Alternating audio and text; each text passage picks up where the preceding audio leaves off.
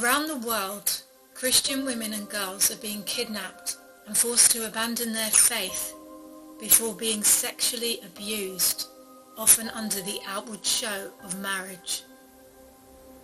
Aid to the Church in Need's Hear Her Cries report reveals a catalogue of horrors suffered by women who are vulnerable, both because of their sex and because of their faith.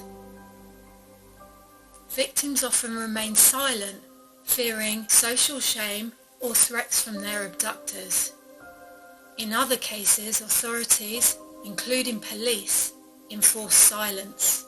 In conflict situations, such as the Islamist insurgencies in the Middle East and parts of Africa, minority women suffer higher rates of sexual exploitation. The attacks on Christian women in countries like Mozambique, Nigeria, Iraq and Syria can be regarded as genocidal. These are designed to destroy the local Christian community. Similar motives apparently underlie cases of kidnapping in Egypt.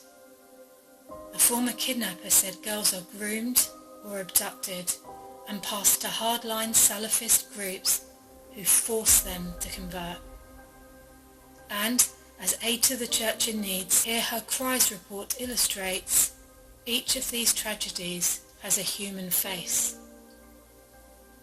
Myra was walking near her home in Medina town, Pakistan, when she was dragged into a car.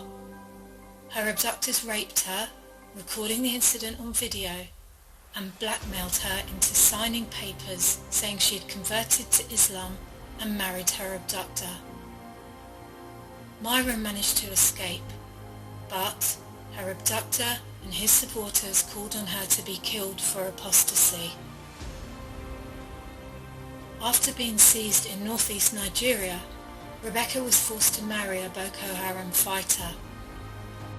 She was beaten ruthlessly for refusing to sleep with him, flogged with 98 strokes every day, made to dig a hole for 3 weeks, and interred in a pit for 4 days.